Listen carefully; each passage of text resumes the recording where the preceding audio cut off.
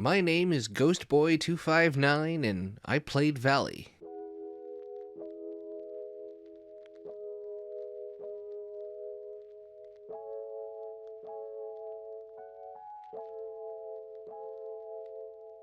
In 2013, Blue Isle Studios, which does sound a lot like Black Isle Studios, released Slender: The Arrival, the full commercial version of the Slender Man games. But in 2016, they followed up with Valley, a brand new IP that really let them show what they were capable of.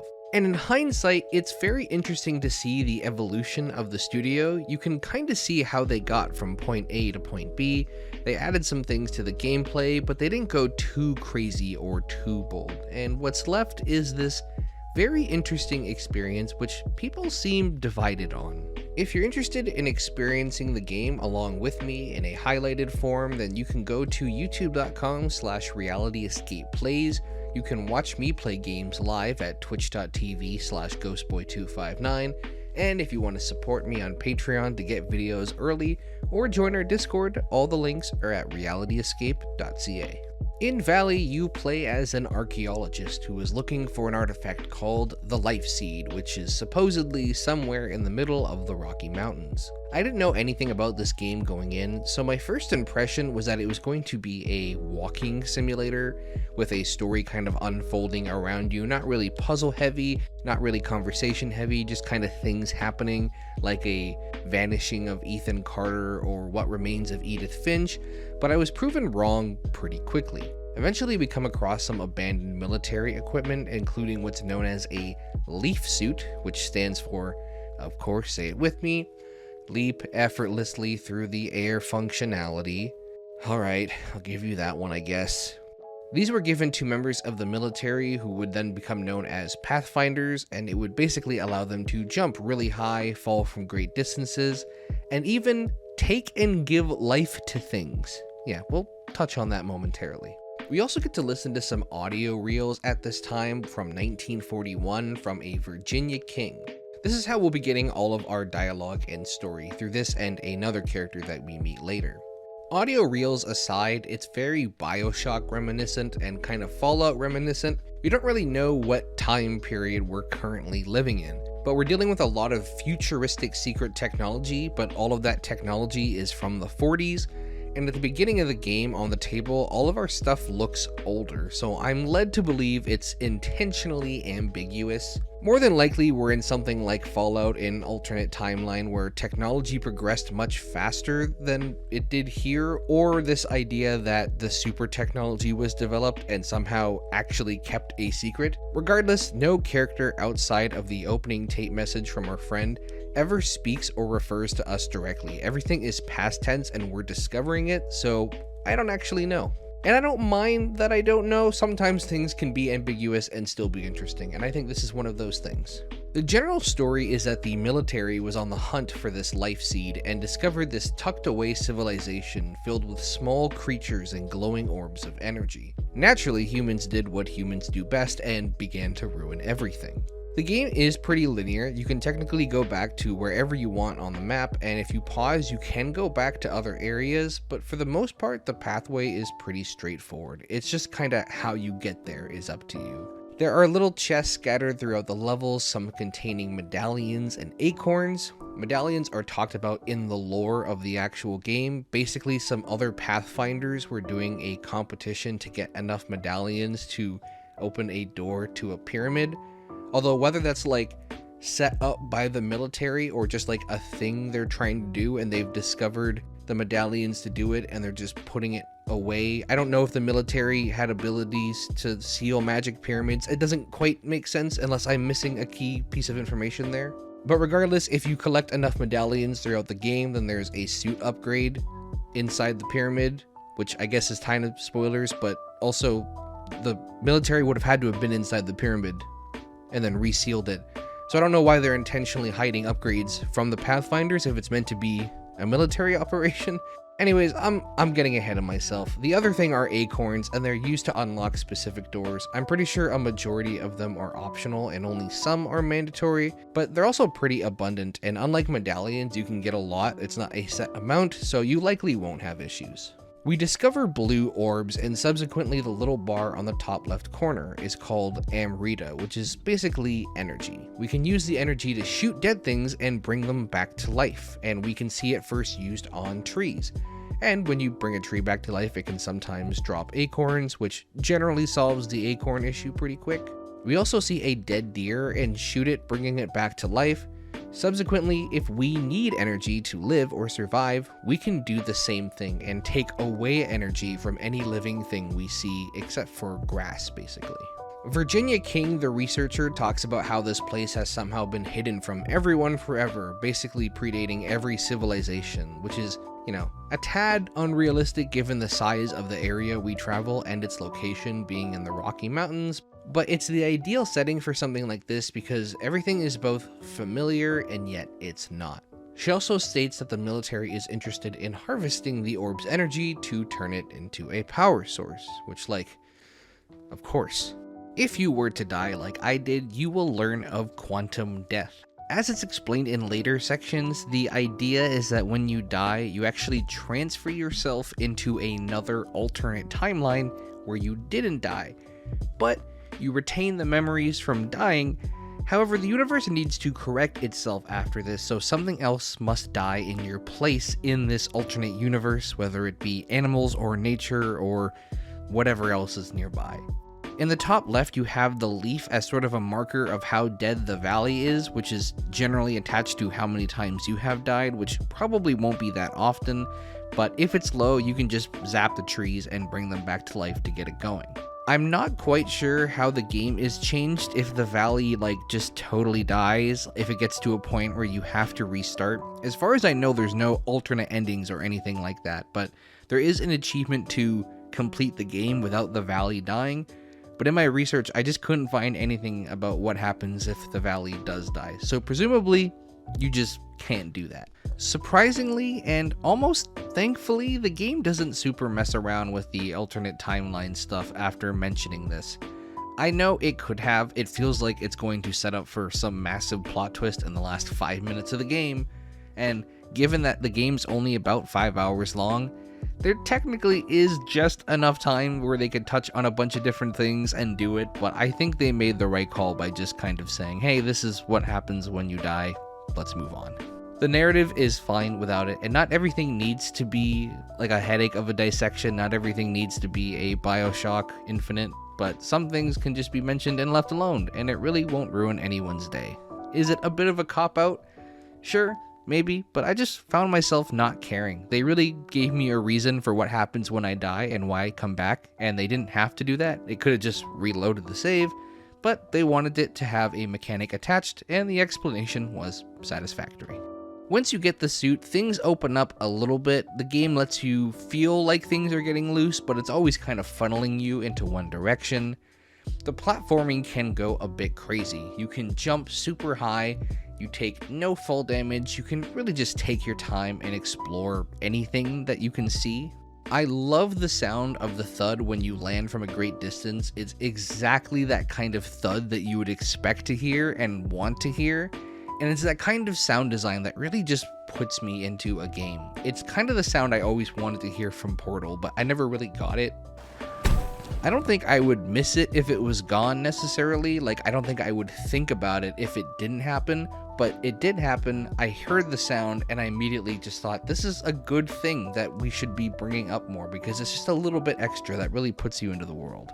The next section of the game will have you activating these obelisks in order to unlock a pit and move forward. Presumably the life seed is in this pit. And this may give you the false impression that this game will have moments where it's just kind of open. You do your own thing for a little bit and then you come back and continue.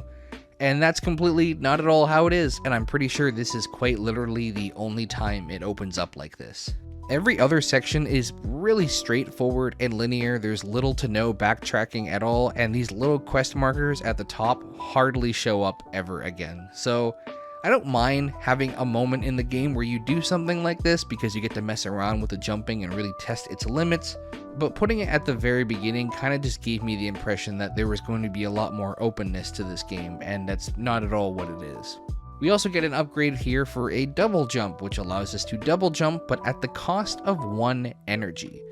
We're slowly increasing our energy meter through upgrades, but also abilities and our health all become attached to it, which is a mechanic I actually really enjoy. The one bar suddenly becomes the most important thing in the game because you not only needed to do things like double jump, but you needed to stay alive. We get a new voice, Andrew Fisher, who is a physicist and basically the inventor of all the sciencey things that we've encountered.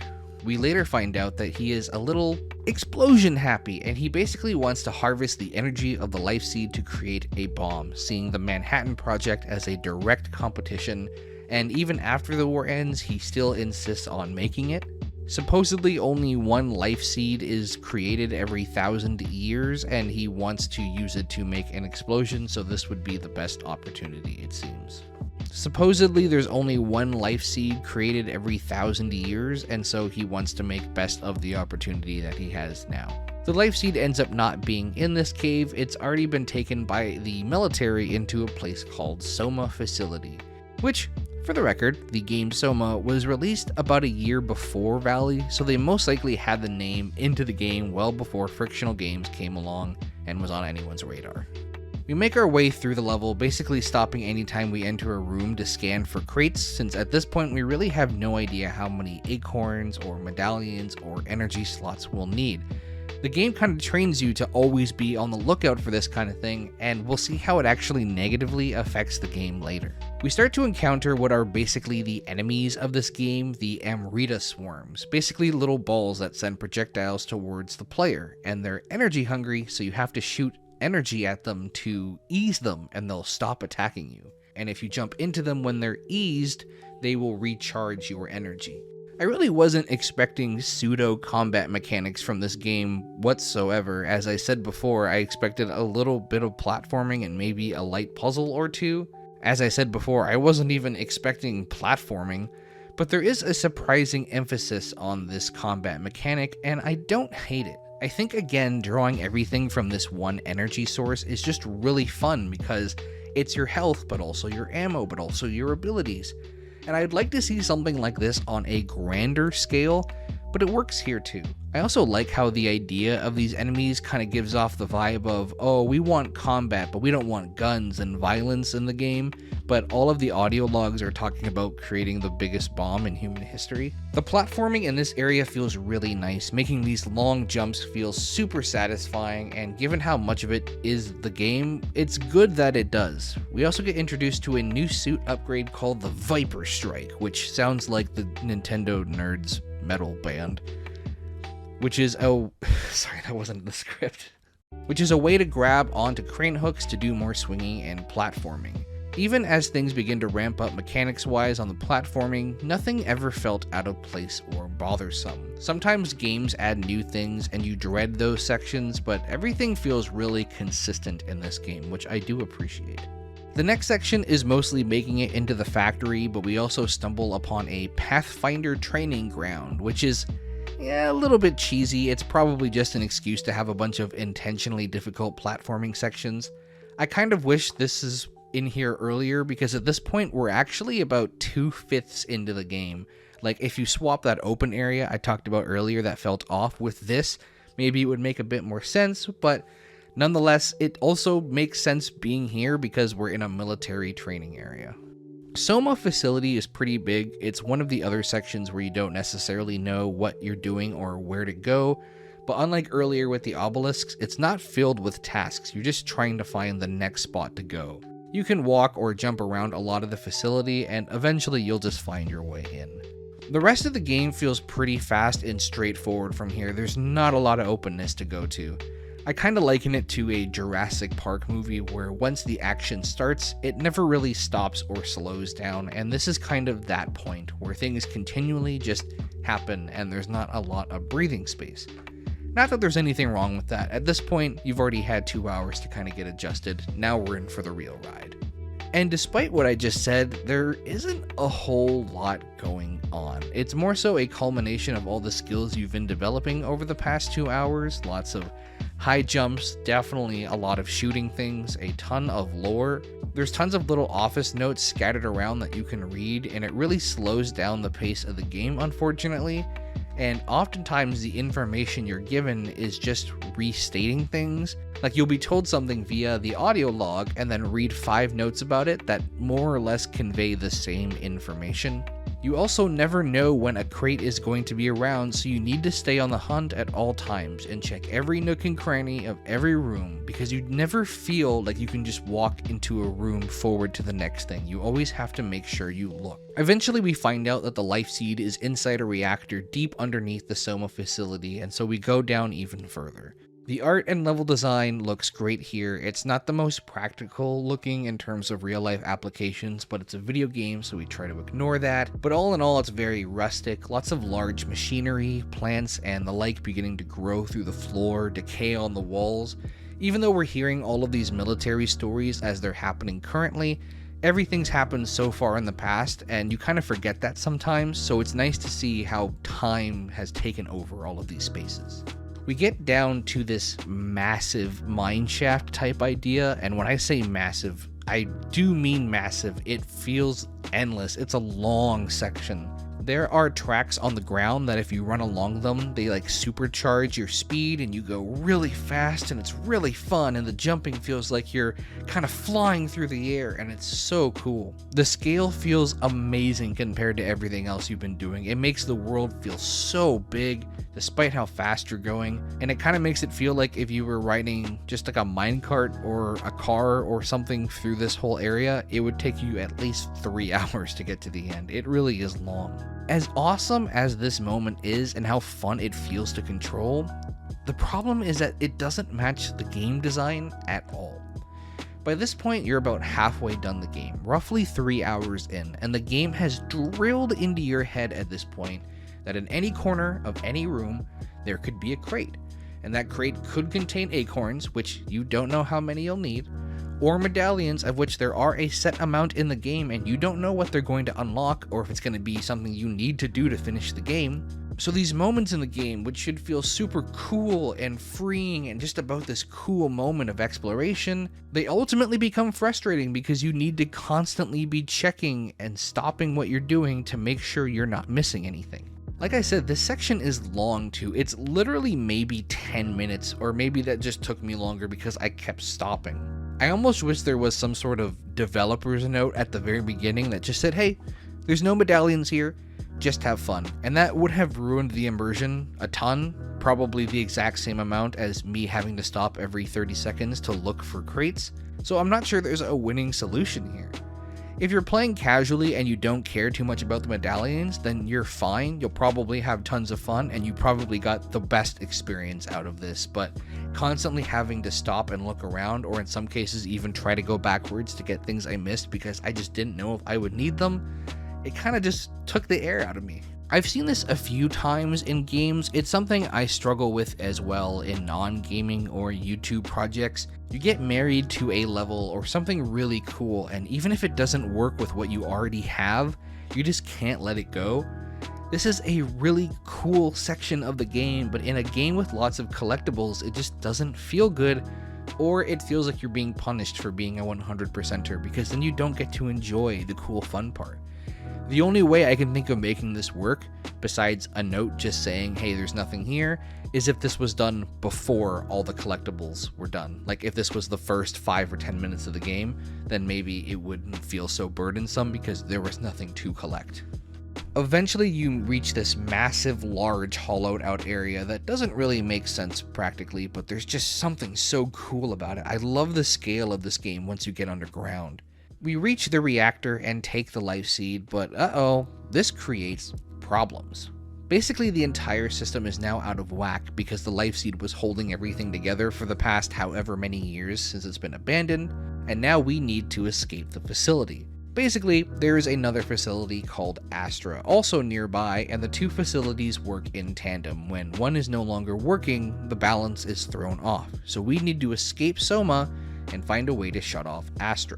Escaping Soma is a bit anticlimactic. I think it's supposed to be all tense and high stakes, but I don't think there's any sort of timer. So again, your incentive is to just look around for crates amidst the flashing lights and swarming balls of light attacking you. This would have actually been a perfect time for a fast, long tunnel section if the level actually had a timer. Outside the facility, we see Astra, and since Astra no longer has the Soma facility to take energy from, it's now proceeding to take energy from everything all over the valley, and it's killing everything. The trees, the life, it's all gone. We also start to encounter these demon-looking things, which are basically like the Amrita energy balls, but they're a little bit more lethal and active. It just makes the game a little bit harder. What I think is really funny about this closing section of the game is that it's never mentioned how everything is our fault. Because we don't ever get to talk to anyone, all the people are talking to us from the past about their own experiences. No one is there to react to our actions. So someone is free to correct me if I'm wrong, but I don't think there's anything mentioned in the game about how if the life seed had just remained untouched in the Soma facility, then nothing would have happened.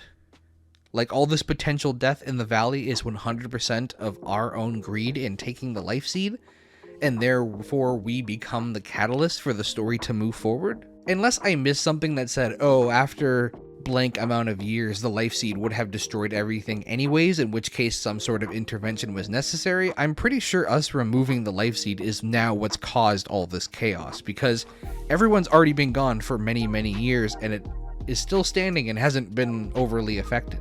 Now, I don't think there's anything wrong with that. The protagonist only speaks in tiny little pop-ups maybe 5 times throughout the whole game, so it's not like you have many thoughts being conveyed. But the game puts a huge emphasis on the scientist being very evil and wanting to blow things up with a nuclear explosion, when in reality it's your greed that threatens the existence of an otherwise abandoned and peaceful slice of life. Things were going fine after being left alone for years until you showed up. You could make the argument that perhaps we're lucky it's us and not someone else, because we're willing to shut down the other machine to stop it and not leave the valley to its fate, and presumably we don't intend to turn the life seed into a bomb. Also funny, given that we are now in possession of the life seed, we know it wasn't turned into a bomb. And clearly everyone just disappeared or left without being properly cleaned up, or people just abandoned it and it's become like a ghost town. And so there was quite literally no threat in this game until we ignored every single piece of information we were given and grabbed it anyways. But it's here, so it wasn't a bomb.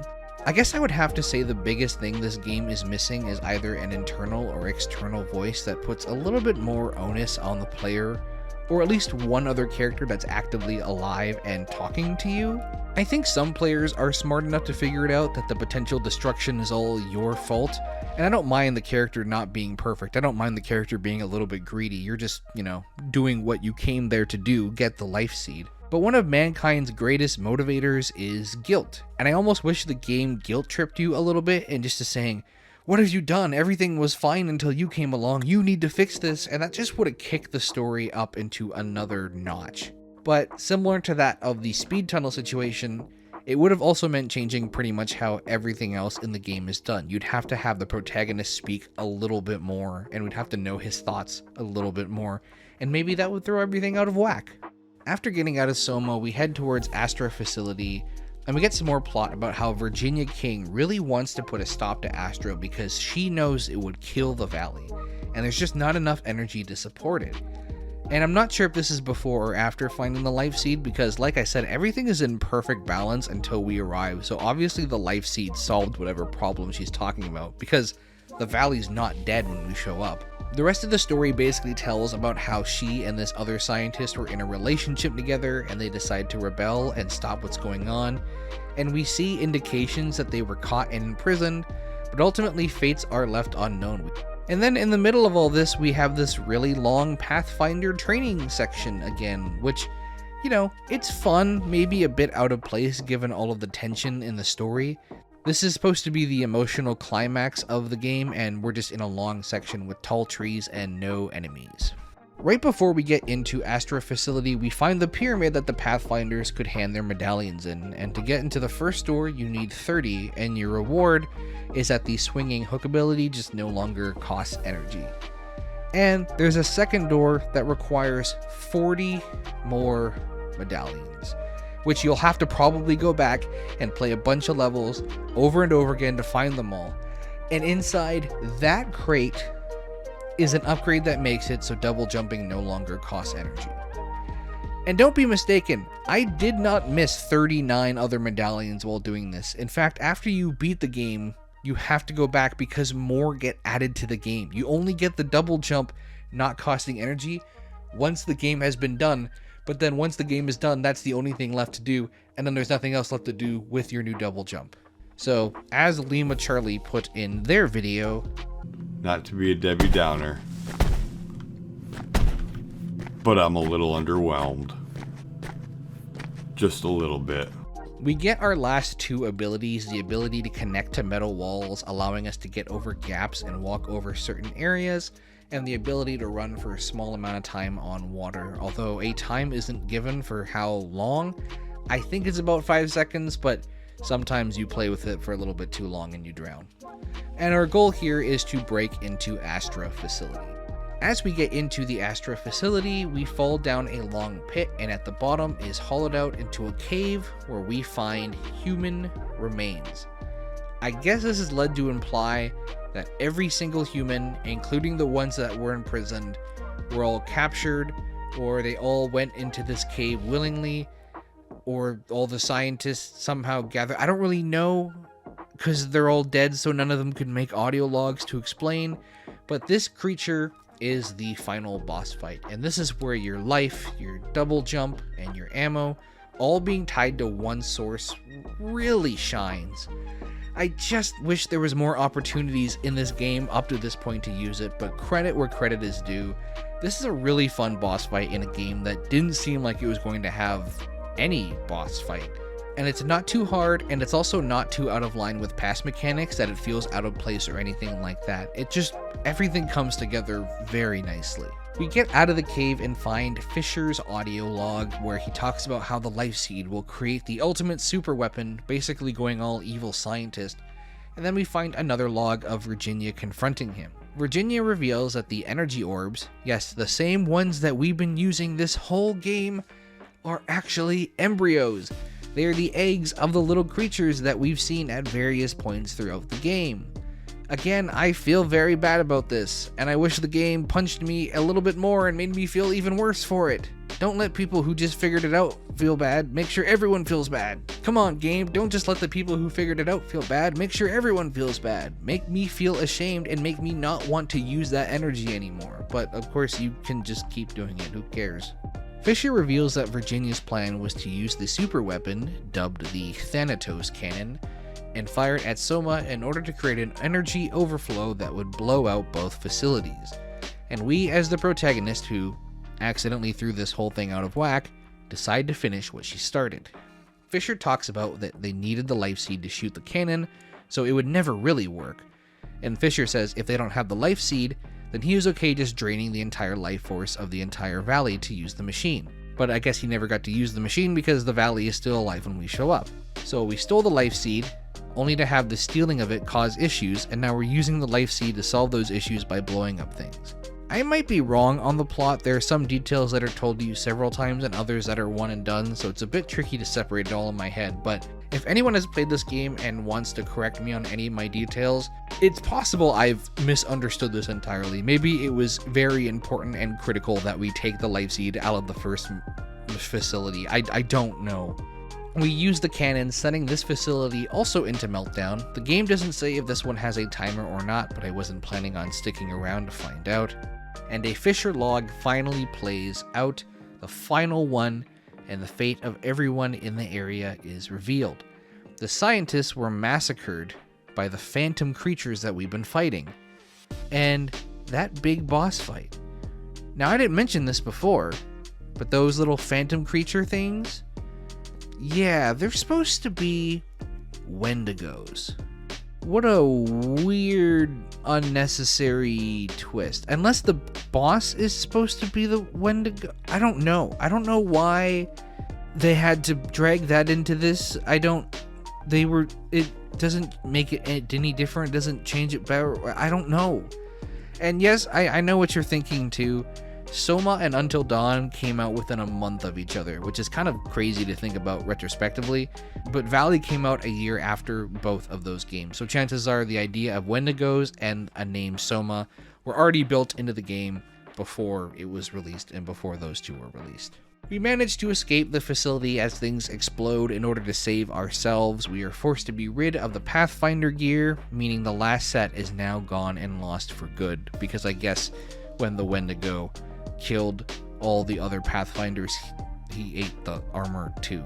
The valley around us is destroyed, there are dead trees and animals, and of course we no longer have the power of life and death on our side.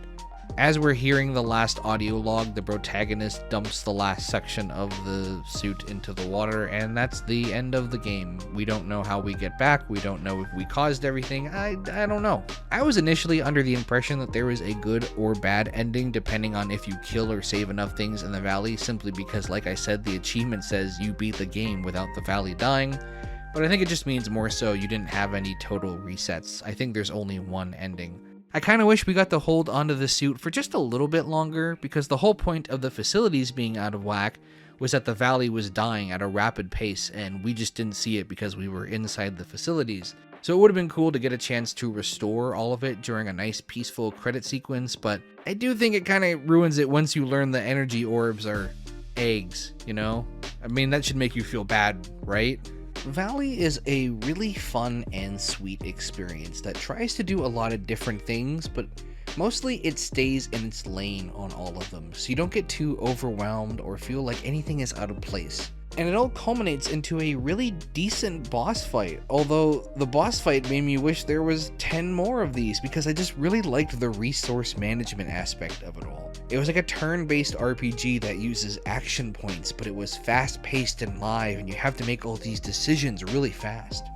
The story is good, it's really solid for how long the game is. There's a lot of information within 5 hours, and I don't mind the audio log way of relaying the story to the player, but like I said, it just removes a little bit of potentially stronger elements from the protagonist that I would have liked to see, because everything happens in the past. No one can react to the things you do. So I just wish there was one living person just to give threats or convey something, or even if it was just the character talking to themselves, just so we had a little bit more. But I also don't think it's a make or break thing. I think the way it turned out was fine, and I've seen a lot of people who enjoyed it. The movement in this game feels so good. The double jump and the speedy sections, running on water, the hookshot thing, the Viper, whatever it was called, it all feels great, and I think one of the smarter decisions in terms of level design was giving us a lot of open sections when there wasn't a ton of things going on, because those sections were such a nice break from information overload, and it was just fun to jump around and see what was possible and what wasn't, and just look at a really breathtaking view. Anytime I jumped to the top of a mountain thinking I was about to break the game, I wasn't. I was just getting to my destination in a different way, and it felt like every time I hit the top of the mountain, the developer said, yep, someone will probably come up here at some point. And honestly, for what my criticisms of the game were, which is mostly just how the story is conveyed and the way things were ordered, none of them were deal breakers. The game never felt unplayable or frustrating. Everything about it was just really solid. It's not trying to be a hardcore puzzler, it's not really a hardcore platformer, it's not really a hardcore shooter. It just takes a little bit of each of these things and turns it into what is more or less a game about exploration while you're having a story told to you. You explore these lands, you uncover the truth, and maybe right when it feels like you've had just a bit too much of something, or one section is going on a little bit too long, the game just moves you right along. I wouldn't say it's great or amazing, but it's good, and it's in the upper echelon of good. It's not intense in anything but story. It feels like the foundation of something really solid, and based off of gameplay I've seen of Blue Isle Studios' most recent game, L.E.A.F, I can see a lot of the same elements of this game within that. I think Blue Isle Studios is fighting an uphill battle. They'll always kind of be the Slender the Arrival game studio, but I really commend them on not just making another sequel to that game, or perhaps even taking another creepypasta and turning that into a game, but instead using their massive success and trying to create something new, creating their own IP, still giving it some similar vibes. You can kind of see how they got from Slender to here, but ultimately they created their own thing. Their last two games have been very different. It seems they're back in experimentation mode. L.E.A.F is a multiplayer shooter, and Citadel Forged with Fire is a sandbox MMO. neither of which really appeal to me. But if they go back to their roots and make something like Valley again, focus on story, on environment, on exploration, I think I'd definitely be one of the first in line to try that. As for Valley, a lot of what you see is a lot of what you get. But what you get is pretty fun. And my name is Ghostboy259, and I played Valley. Next time, I'll play something else. Thanks for watching.